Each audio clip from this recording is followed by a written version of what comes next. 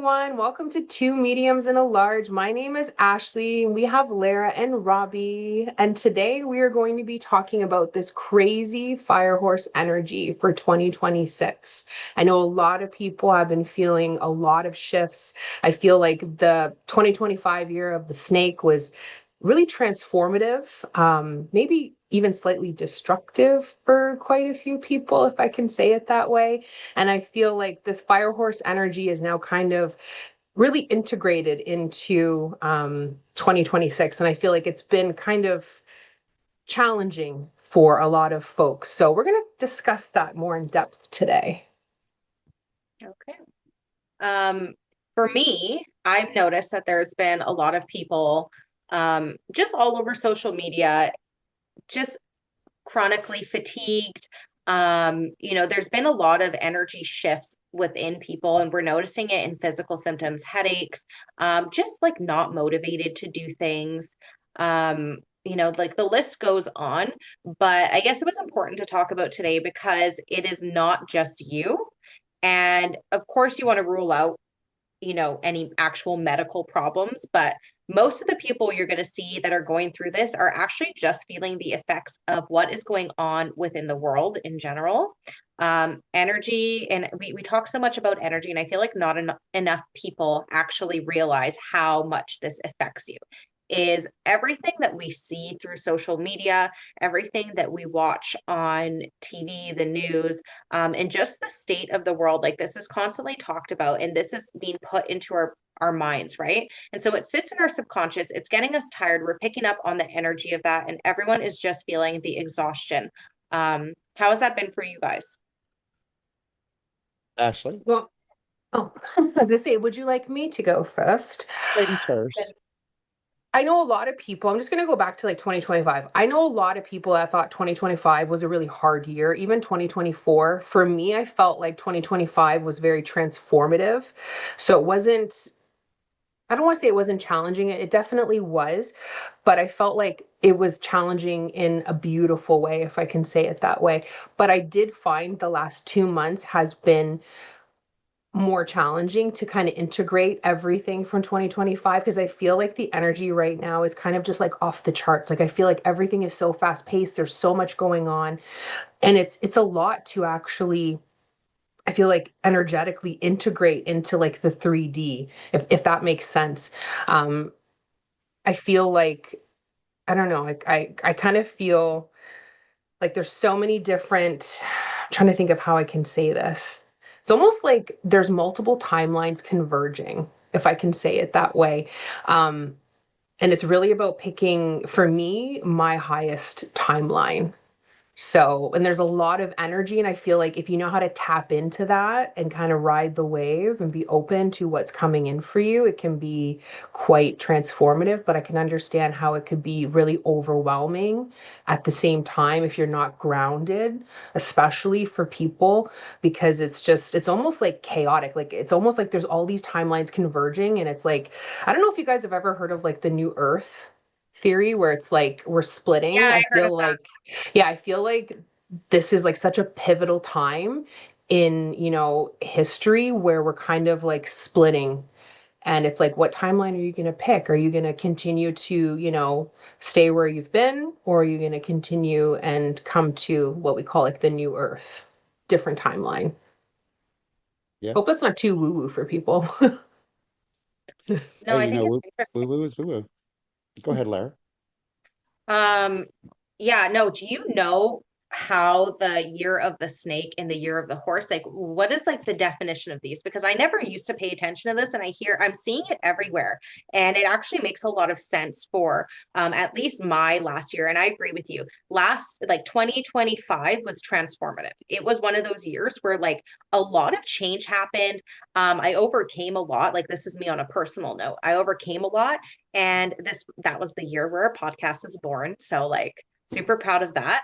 But I definitely feel like it was like almost like it was like shedding the residuals of like the old version of myself.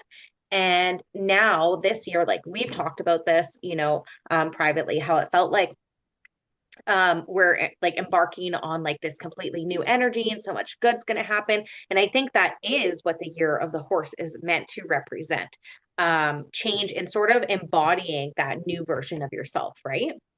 Um, so maybe this is like still a little bit of shedding going on that some of us are feeling, and it just needs to like release before we get like that full on shift of momentum. What do you think, Robbie? Well, first of all, I just want to say, Ashley, it's great to have you back this week. We really missed you last week, and I know some of our viewers did too. Um, Maybe one or two of them. I'm just kidding. But first, I want to talk about, last year. I've heard quite a people say, it was a rough year, and quite honestly, just to put it out there, what year isn't a damn rough year True. anymore, right? Honestly, really. But True. I think in my case, last year was a little rougher because of the energetic and spiritual changes that happened to me and understanding what those changes actually did in my physical life for me, right? And a lot of that has to do with a lot of things that I let go reluctantly, or sometimes not even that I let go that were taken from me. Um, and it really helped me to start realizing more of who I am. I know we've talked about authenticity before, but I think the last year has kind of taught me that even when I am being authentic, there's still a part of me that doesn't feel authentic, right? And what I mean by that is, I can be myself and get in my car and go into a space, and I walk into the room, and immediately I start tuning into who do I need to be in order to be safe in the space, right? And the minute you catch yourself saying that, you're not being authentic. You're trying to figure out what it is that's going to keep you safe. Now, I can understand, being in the what we do, and myself being of the homosexual persuasion, you kind of learn early when you walk into a room what to say and what not to say because you want to be safe, right? But this year's really taught me that it doesn't matter for me anymore. That if I'm not who I am, then I'm not living in that highest timeline. I'm not bringing that to me. Um, and I think the energy we're going through right now has a lot to do with what's going on in the world in general, right? In the United States, all over the world, where there's Mhm. this darkness really being exposed that we knew was there, but some of us didn't understand how deep it was. And one thing I can say about that kind of helps, that has been helping me a little bit, is to start to observe, but don't absorb, right? Mhm. We want to be knowledge, we want to know what's going on, but there comes a point where you're like, okay, enough is enough. I've got to step away and start not absorbing this. And Ashley, you said something about timelines converging and just feeling like timelines are converging. And I don't disagree with that at all. I have felt like for the past 2 months, especially, that I have one foot in the past and one foot in the future, right? I can see what's coming. I'm working towards it, but there are still these things that are holding me back here, whether it be something that I'm not letting go of because it's comfortable, or habits I'm not letting go of again because it's comfortable and I don't really want to know what it's like without doing them, or whatever it is. And I think that is part of my energy too, is just being stretched between the past and the future, and sometimes not paying attention to the present and how I can fix the future by just being present and grounded. So yeah, I don't disagree with anything you guys are saying. For me, it's been wild, and hopefully start to come out of it. Yeah. Tell me more about the timelines converging or converging, did you say? Um, that intrigues me, and I want to know like more on why you think that. I guess it's just like a feeling, if I can articulate it that way. I feel like there's all these probable timelines that I can choose from, and it's really coming down. I feel like I'm in the driver's seat, and I feel like I'm in control in a sense that what I want to manifest is really mine for the taking, right? It's really just choosing. Like if I'm a train, it's like really just choosing the track that I want to go on. So it's almost like this empowering energy that I feel, because I feel like when I tap into like the energy of a fire horse, it's elevated like horse energy. I think of horses and I think there's such like a majestic energy to them, this forcefulness, but it's also graceful. But with you add in that fire, and it's like you really can create anything that you want. It's like that instant, or I should say, extra boost of energy. So I just feel like there's all these opportunities. Like I see abundance. I guess for me, I choose to see what's happening right now, even though there are so many heavy things that are going on. I guess I choose to still see that there's so much abundance for the taking, and that I really can shift and move into the timeline that is best for me. So I feel like, as opposed to, sitting in that energy and being overwhelmed by it, I'm trying to use it to my advantage, if I can say it that way, and pick the timeline that's, best aligned with what I want, and taking aligned actions to make that happen. I feel like there's so much energy that we can utilize right now. Like, why not use it, right? I feel like there's so much abundance in that. It's like, why am I not using it? I hope that makes Right. sense. That's it did make Yeah. sense. That was actually really powerful the way you explained that, because Thank you. it really is true that like our reality is what we make of it, what we choose to focus on. And none of us are perfect. We all sometimes fall down the rabbit hole. I know I do. And we almost get tunnel vision on what is going, okay, something's going on in the world. Now that's all we're focused on for like a couple of days. And it's no wonder that we feel that way. But really, you're right. There is so much abundance. And I think in this energy with the fire horse, all of this is actually manipulating that energy to be exactly that, something that works for you, right? Choosing to look for the light in the dark, choosing to anchor in. And that's actually what's going to change what's going on, is when all of us realize that we're in control of what happens. And this is all external forces. We cannot change what's going to happen there, but we can anchor into our light and spread more of that to people to help them. Like, can you imagine what the world would look like if we all anchored into our light and shared that instead? If we stopped suppressing it and watching what's happening globally, and we started actually trying to change the world that way and focusing on what we can actually do, it would just look much different, right? I feel before any of this happened, we all walked through life with like these rose-colored glasses on. We viewed the world in a certain way because we were blind to what was going on, you know, within our governments and things like that. But now that we are starting to awaken, we're seeing the blindfolds came off, we're seeing what's happening around the world. And it's a push for us to start choosing light instead of darkness, right? So knowledge really is power. And that's why this episode was important, is for everyone to realize that you are in control of what you want to focus on in your life and how you want to live your life, to the best of what we can.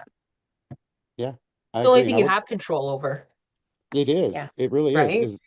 is your insight. I mean, there's sometimes you can't even control what's going to happen to you, but you can control your reactions to it. You can control the way you absorb it, right? I'm not saying that there are things that happen that I don't get pissed off or, sad or in my own feelings about it. But I've Yeah. I've also learned through a lot of hard work that a little bit goes a long way. And there's a time that you have to say, okay, I've got to focus on what I can do to transmute this energy into something that's going to work for me. And when you talked about Ashley, the fire energy and using that towards your advantage, that's exactly what you're doing. You're transmuting that energy into something that works for you, right? I think a couple of things though. I do not disagree in, everybody anchoring into their light and being the light in the dark. But I also want to be very careful that we don't get into spiritual bypassing reality, right? And saying, we can just forget all this is going on because we're love and light. And I'm not saying that's what you were doing, Lara, at all. I absolutely agree Mhm. with what you're saying. We've got to spread this, we've got to be ourselves. But for our listeners, I just want to warn, don't get fully into, don't just say, as long as I'm happy and love and light is happening, everything's going to change. It could, it could, but recognize, that there are realities happening, and Larry, you mentioned awakening, Yeah. A lot of people I know for the past maybe 5 years have been talking about this huge awakening. I mean, it's been happening longer than that, but that's when people really started talking about this huge awakening that was coming. And 2026 may be the beginning of this awakening.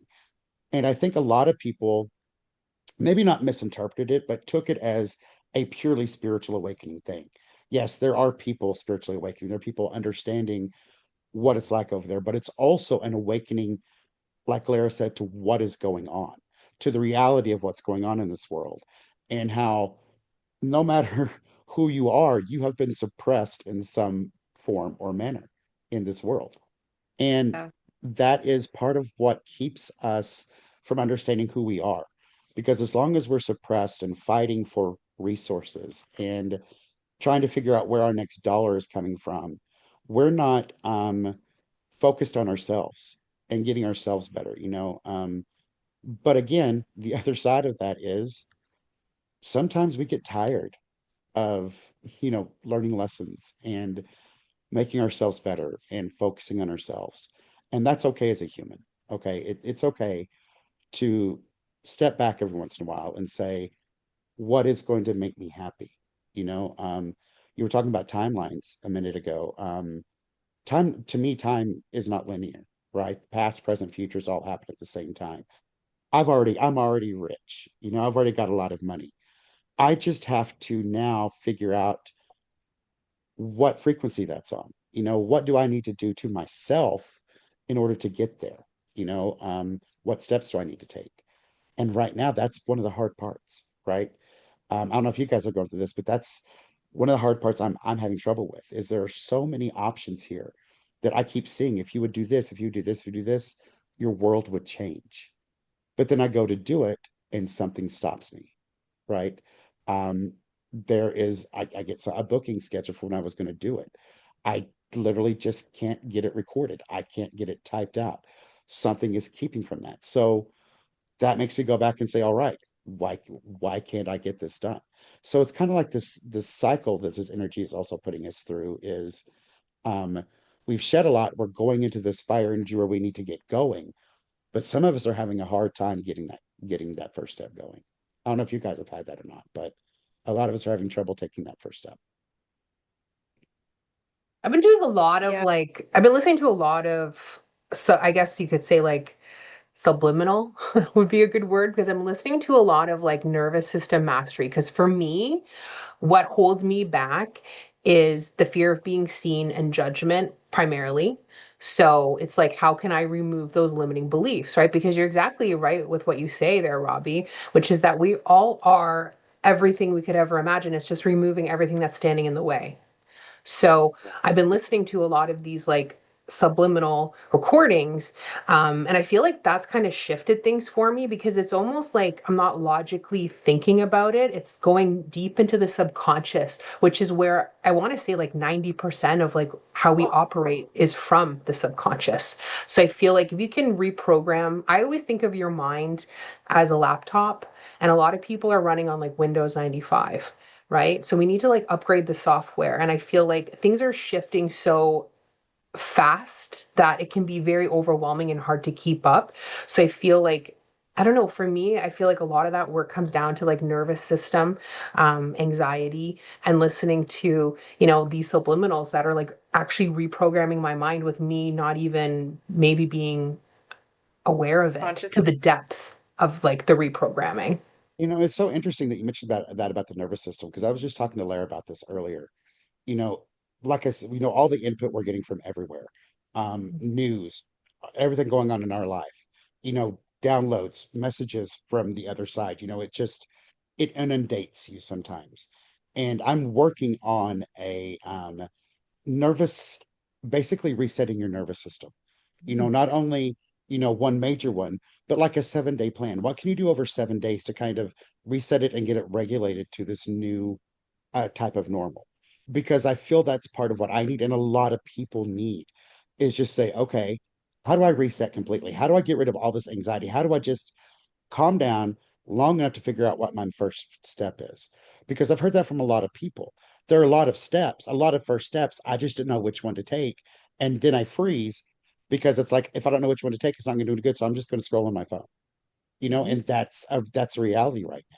So I'm glad you said that because I am working on developing a nervous system reset for myself mainly, but for other people that may want it because it's hard sometimes when you get into what we've been through over the last year. We know this energy is changing, right? We know that we've got to start working with the energy, but how? Right? How do we reset our bodies from the old energy to the new one? Some people can do it great. Other people have a hard time doing it. So that's interesting. Larry, were you going to say something? I didn't mean to. No, no, no. I was just agreeing with you there. You know, our nervous systems soak in so much of what's going on that it is hard. Like I struggle sometimes to reset myself. When I get into like this state, it's like it weighs on me like a big cloud on my head, you know? And sometimes I don't even know where that's coming from, you know? Like life can seem good on the surface and you're like, man, why do I feel this way? It's just burnout. Like we not we're always in a state of like trying to do more. Like this is just, you know, the generation. This is what life is now. We're all trying to do more. We're all trying to win this race through life. And like, what's our destination? What is the goal here? To just work ourselves into the ground, to exhaust ourselves? Like, I never like the term of chase your dreams because I feel that it needs a reframe in the mindset.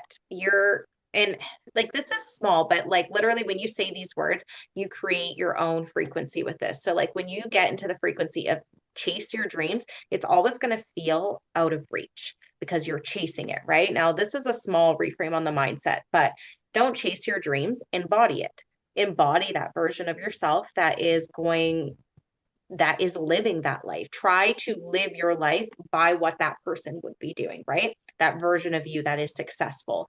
And it's so hard for us because, like you said, we've been conditioned to kind of stay small in life. And I believe part of our job as light workers, and we have to continuously remind ourselves this, is that in order to embrace the light, we need to step into what we are capable of. We've created these own, like these limitations around what we can achieve, whether this be like emotionally and mentally, and we look to the external for a lot of validation on where to go next. And how to get out of it. I know I depend on you two a lot for that. I come all the time and I'm like, help, I need help. And you guys are like, Larry, you got this. Um, and it's hard. Like we move back into that version of ourselves that stays small because it's easy. But one thing I can say is that when you want something, you need to start embodying who that is. It's hard not to fear the judgments around the world and to really just step into your power, but it is so rewarding when you actually get to do it and you see how far you've come. Um, we would not have these challenges if we could not overcome them. So those are my thoughts. That's true. You know, you were talking about the mentality of chasing your dreams. You know, I totally agree with that. But again, that's something that has been drilled into our heads for generations, right? This is the American, for me anyway, American dream. You chase your dreams. You're taught that you shouldn't be rewarded unless you work yourself to death for it, right? That things don't come to you unless you've worked hard. And in a lot of readings that I do, I come up with a lot of guilt that people have because they've received things that they haven't worked for and they don't know how to work that out in their mind. And when people say, um, I know I've told people this and had people tell me this, readers tell me this, you need to learn how to receive things. It's not, okay, great, give me money, that's fine, that's one thing. But receiving it and then feeling guilty about it is different, right? You didn't really receive it because now you think, okay, now what do I need to do for this person or for just to make up for it, right? What do I need to give back to the universe for getting this? And a lot of people get stuck in that, right? So they feel guilty, and then that again starts messing up our nervous system, right? One of the things that I really don't like either is you got to lock into the grind, lock into the Mm. grind, grind, because that's what Yeah. we've been taught. You can't be successful unless you have absolutely no life but grinding, right? And that's not the case. It's not that way. It's just that's what we've been conditioned to do, and that's what we are putting out there. So that's what we're having to do. you know. And I'm not delusional either by saying that we can just sit back and money flows to us, right? Some people it works, some people it doesn't. So there is some stuff you have to do, but there's a difference in doing something in your authenticity and what you love to do versus spending 23 hours of a 24-hour day trying to make money, you know. And I mean, we live we live in a world where money runs it, right? But I've had this conversation with friends here before, and there may be people that agree with me and disagree with me, but we are hustling, we are killing each other, we are um, doing all these things for something that it's just made up anyway. Money is just made up, right?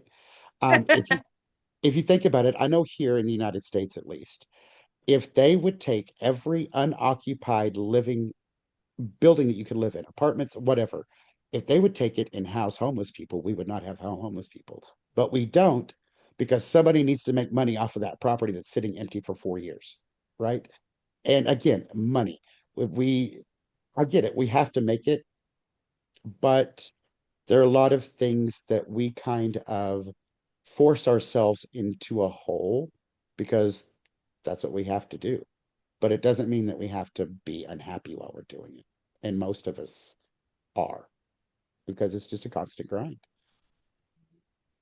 I thoroughly believe that like when people have a talent, um, of course we don't have to use them, but I believe that that was gifted to us to help us in what we are meant to do. Um, you know, the people that are out there living their dreams and we're like, wow, they're rich, well, they are stepping into their authenticity. They're doing what they love.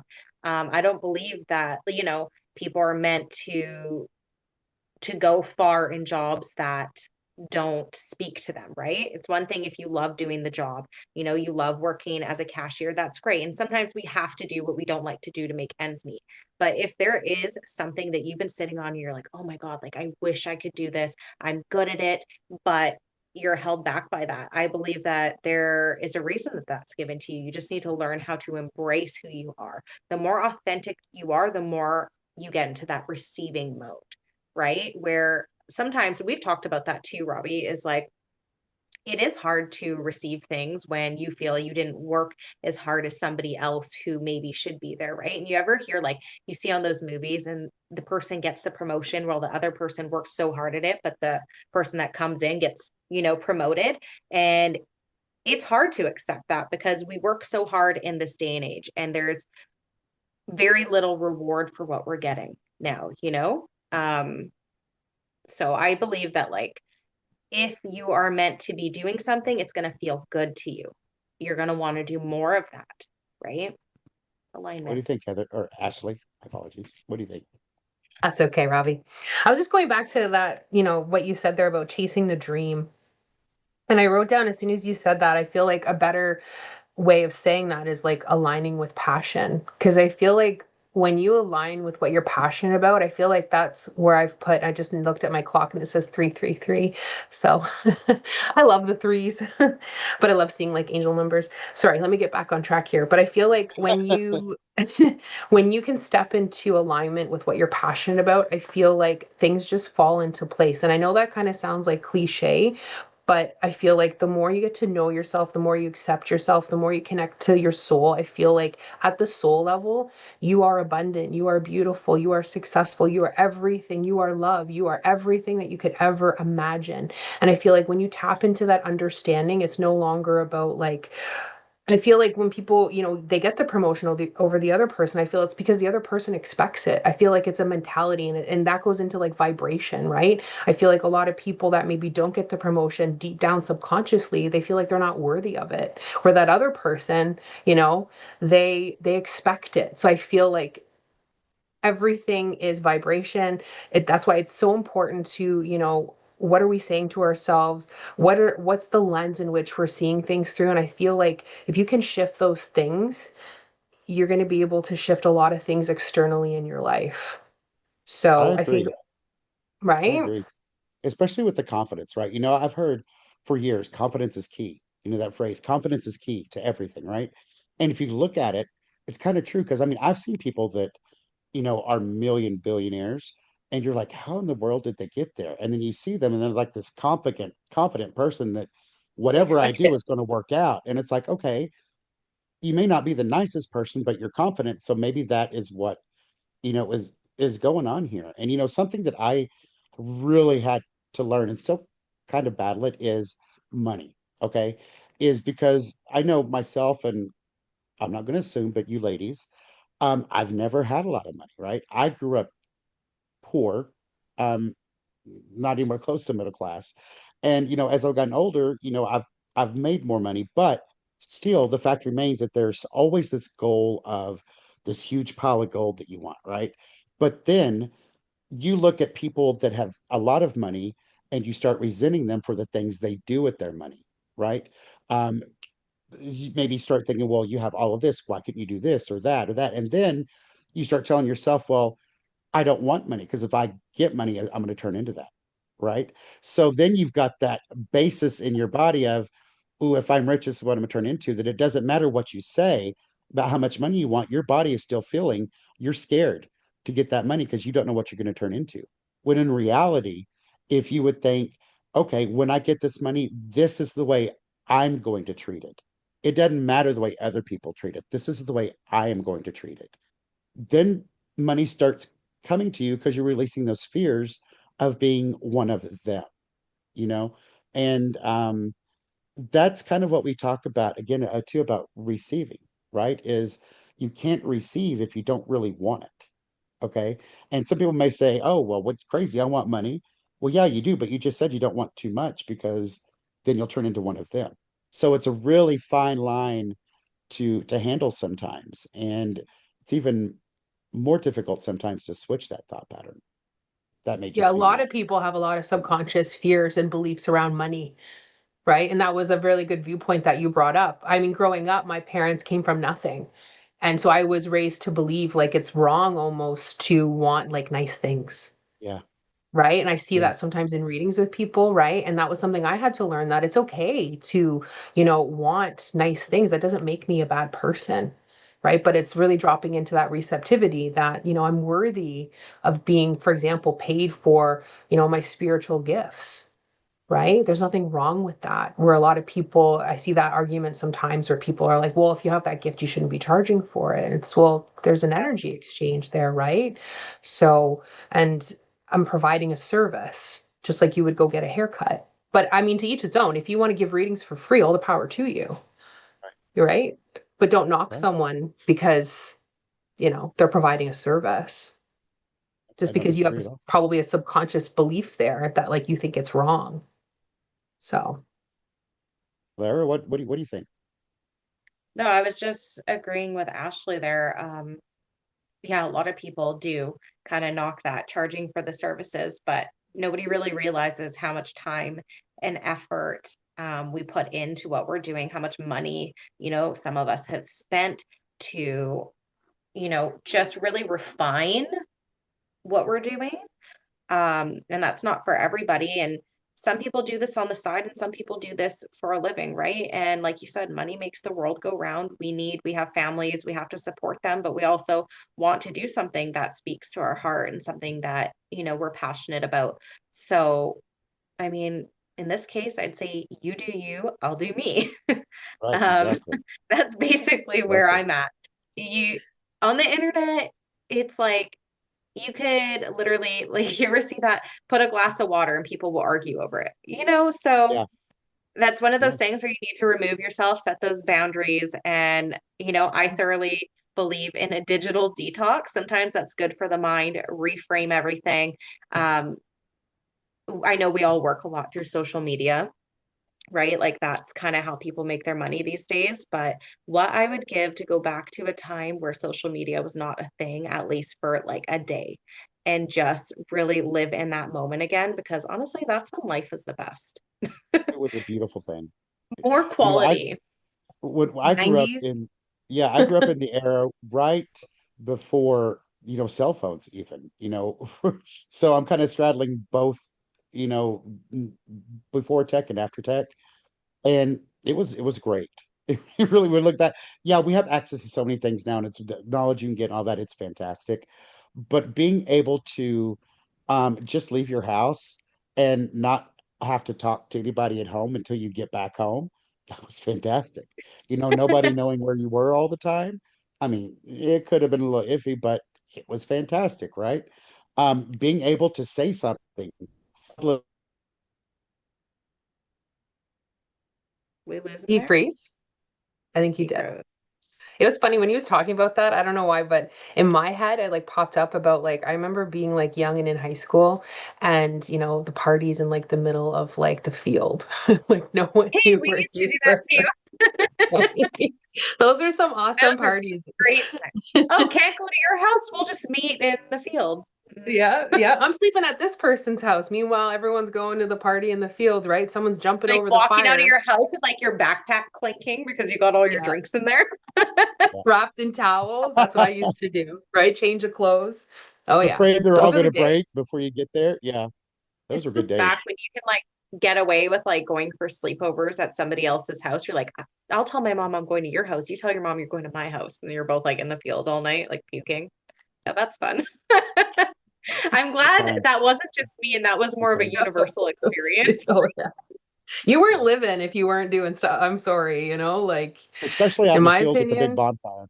Yeah. right? Yeah, like Yeah, those are some good times, right? kids Right? You now will got never like your ghetto experience that. blaster, your CD Okay, well player.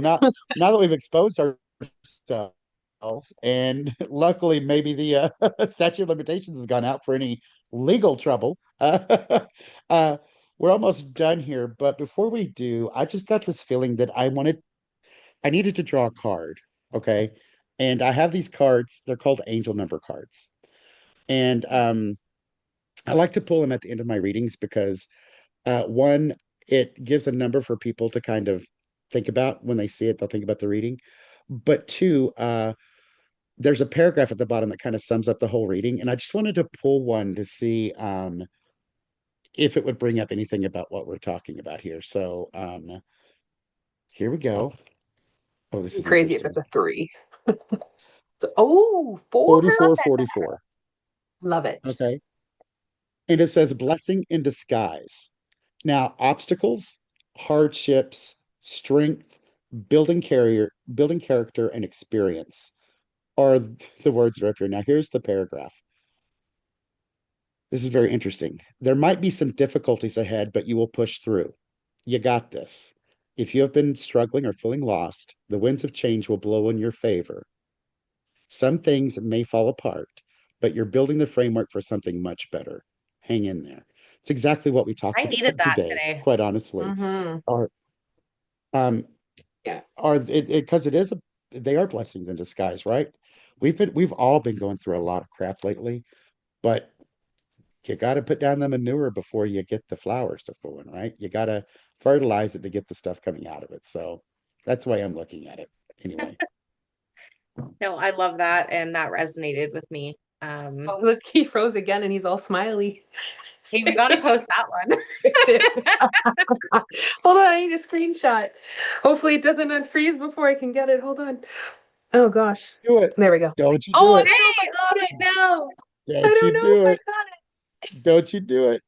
Uh, I'm sorry about that. My internet's been crazy the last couple of days. it. But anyway, Okay, I I didn't hope get you it. got the I hope you got all the information I had to give. We did. Yes. Okay, And good. next week, we have a special guest coming on. We hope you liked last week's episode with our special guest. We had Roxanne, but next week we have somebody else coming. Now, this is a nurse that works within like the ICU, and she's going to share some stories that I found rather interesting. So I thought we could bring her on and share with you guys. Right on. So Can't stay wait to tuned. hear. Mhm. Well, I had a great time today. I always have a great time with you guys. Always. Oh, It's always a Okay, see you party. guys next week. all right. See you next week. Bye.